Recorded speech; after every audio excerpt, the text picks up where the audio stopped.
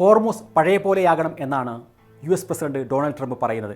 അങ്ങനെയെങ്കിലും ആയിട്ടില്ല എങ്കിൽ എന്തിനു വേണ്ടി യുദ്ധം എന്ന ചോദ്യം ശക്തമായി ഉയരും. പക്ഷേ ഹോർമുസിൽ ഇനി പുതിയ യാഥാർത്ഥ്യം എന്ന് ഇറാൻ പ്രഖ്യാപിക്കുന്നു. ആഗോള സമ്പദ് വ്യവസ്ഥയുടെ ജീവരക്തം ഒഴുകുന്ന ഹോർമുസ് കടലിടുക്ക് വീണ്ടും യുദ്ധക്കളമാവുകയാണ്.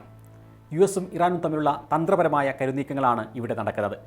ഈ കളിയിൽ ആര് ജയിക്കും? എന്തൊക്കെയാണ് ഇനിയുള്ള കുതന്ത്രങ്ങളും സൈനിക നീക്കങ്ങളും? പരിശോധിക്കാം. ദേശാന്തരത്തിലേക്ക് സ്വാഗതം.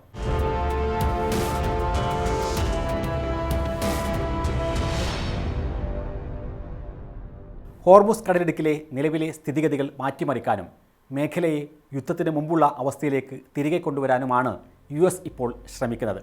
ഇതിനായി പ്രാദേശിക രാജ്യങ്ങൾക്ക് മേൽ സമ്മർദ്ദം ചെലുത്തുന്ന US ഇറാന് നേരെ സൈനിക ശക്തി പ്രയോഗിക്കാനും മടിക്കില്ല എന്ന സന്ദേശം നൽകുന്നു. ഹോർമുസിൽ കുടുങ്ങിക്കിടക്കുന്ന കപ്പലുകളെ ഒഴിപ്പിക്കുന്നതിനെന്ന പേരിൽ ഒമാൻ ഇറാൻ ജലാതിർത്തികളിലൂടെ 2 പുതിയ പാതകൾ US-ന്റെ കുതന്ത്രത്തിൽ ഐക്യരാഷ്ട്രസഭ പ്രഖ്യാപിച്ചു.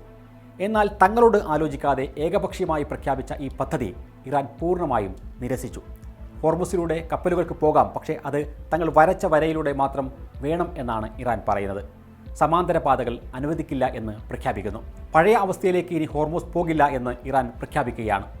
ഒരു പുതിയ യാഥാർത്ഥ്യവും തങ്ങളുടെ പൂർണ്ണ നിയന്ത്രണത്തിലുള്ള ഒരു പുതിയ കടലിടുക്കും പിറവിയെടുത്തിരിക്കുന്നു എന്ന് ഇറാൻ വാദിക്കുകയാണ്. ചർച്ചാ മേശകളിൽ തങ്ങൾക്കുള്ള ഒരേയൊരു തന്ത്രപ്രധാന ആയുധം അത് ഹോർമുസ് കടലിടുക്ക് മാത്രമാണ്. അത് നഷ്ടപ്പെടുന്നത് രാജ്യത്തിൻ്റെ നിലനിൽപ്പിനെ തന്നെ ബാധിക്കും എന്നാണ് ഇറാൻ കണക്ക് കൂട്ടുന്നത്.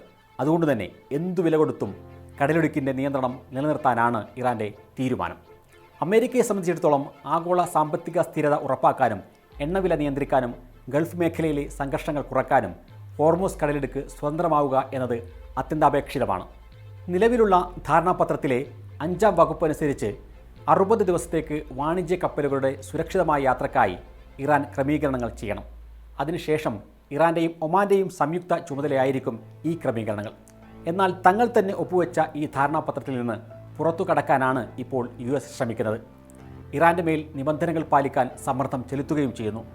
മുമ്പ് ലബനാനിലും ഒരു പുതിയ ചട്ടക്കൂട് കരാർ ഉണ്ടാക്കാൻ US ഇതേ തന്ത്രമാണ് പ്രയോഗിച്ചിരുന്നത്.